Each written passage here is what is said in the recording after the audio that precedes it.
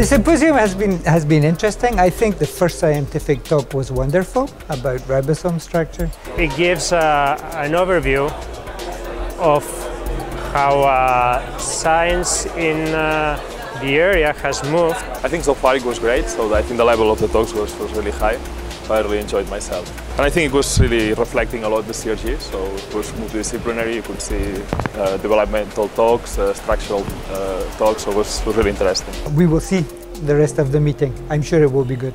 What we thought it was impossible a few years ago, it's been possible. We are here, we're celebrating CRG and all these nice things that have happened. So let's hope research and development goes back again to be a priority.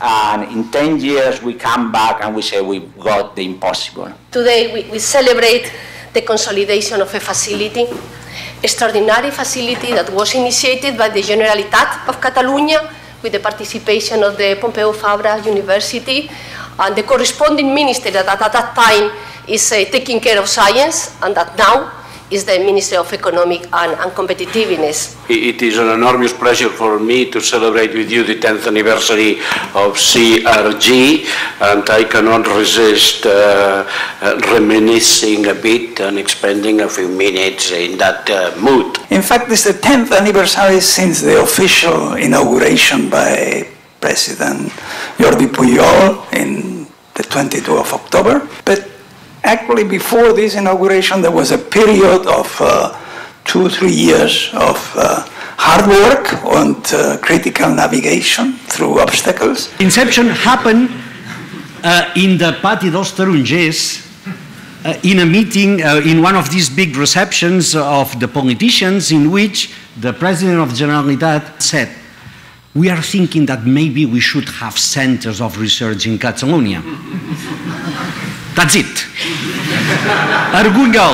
Argungel took the phone Jordi Camí and myself, then I was vice rector of the UPF, and said, "Tomorrow at 9 in my office." At the beginning, I remember that it was really like a dream, no, to be a center of excellence in the future, no, for the CRG. And I think that sometimes in life the dreams come true, and I think this is one of the good examples that that dream come true with the results of the CRG. I have the territory with the beautiful weather and the fantastic food and the great economy.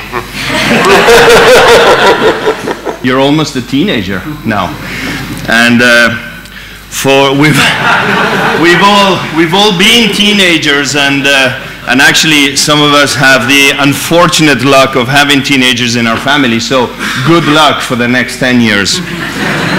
Today you need a fantastic infrastructure to be able to do the work that you are supposed to do today. And that, all these features were here, and that's why it became a great place. The CRG is a very special institute. It has been run by very special people. You have to have extremely good people in all the positions in an institute if it's going to survive, if it's going to flourish over a period of 10 years. I think the most important thing is that it's clear that the CRG has a lot of political support, not only in Catalonia, but also in Madrid. I think it's very important for a place like CRG, who is doing such excellent work, to maintain these relations to the whole political scene in Catalonia and Spain, and this is necessary if you want to get money, and then we all can show and demonstrate what CRG really means. The people who are responsible for funding research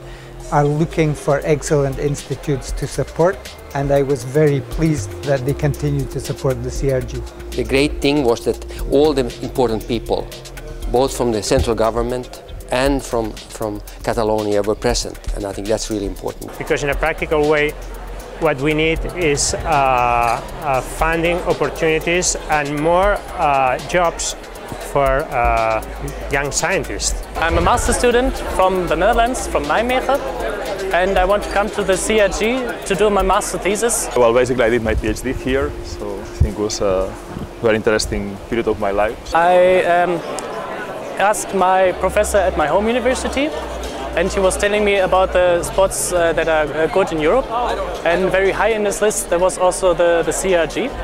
and that's why I decided to contact people here.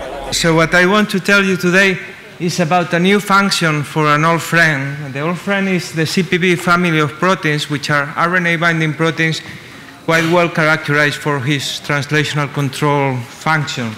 And now we found that they also move to the nucleus and control pre-mRNA processing, coordinating mRNA processing and translation.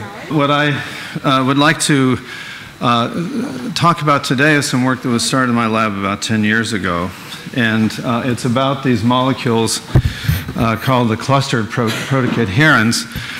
And at the time we started this work, we were very interested in understanding mechanisms of alternative splicing. So today I'm going to present a project that I have been working the last year.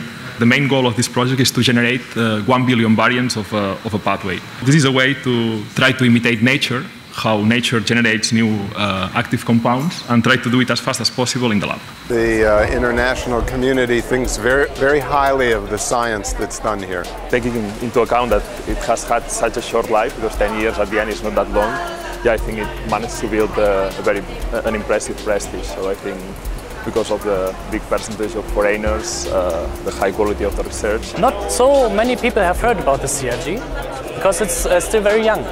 But I think when it will continue producing the scientific output that it has done in the last 10 years, it will get very famous in Europe and also out of Europe. And actually also because of the structure, I think on the way how it's managed and organized, I think it's very peculiar. And it's an amazing place to work. I started with an alumni disclosure. I have entered the CRG in 2003 at the very end, and I left at the beginning of 2009. I joined a very young PI at that time, and that is how he looks today. I would like to talk about a histone variant regulating sulfate, a project we have started here during my postdoc time. And of course, felicitats, 10 years, that's quite impressive. The wonder of embryonic stem cells then is how can they maintain this property of pluripotency in culture? So how do they stop or resist falling into Waddington's epigenetic landscape?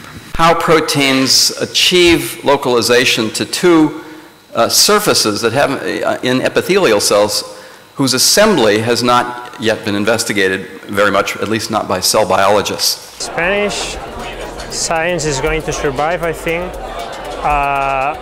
It has done better in the last several years. We had a lot of money coming from Europe. Now, of course, it has slowed down. Those that survive, this is like in real life, like in competition life, those that survive, I think, will be the best ones. So this is a little film actually made up of still sections, show us very well the complexity of eye development, the fact that the retina is an extension of the brain. We are interested in how proteins in the Golgi apparatus, specifically in the trans-Golgi network, are sorted. We are interested in how secreted proteins are sorted. What I'm going to do then is to give a sort of overview of some of the things that we're particularly interested and excited about at the moment. And I wanted to raise a number of issues, and in particular to talk about what I see as both challenges to the field, but also more importantly, opportunities. I think that the CRG staff have many things to celebrate. Every month, every week practically, they publish some very nice new results. I think that science is a hard work, and therefore we'll work very long hours. We don't do it to get rich, so we have to enjoy it, and therefore we need parties, celebrations now and then, and I'm sure that CRG has a lot of these. And I'm sure that they celebrate very regularly when they have new stories to tell and when they have new publications to show. Well, I think we should celebrate 20 years. I thank all of you for coming here, and see you in 10 years, but please come and visit us as often as you want, or you can. Thank you very much.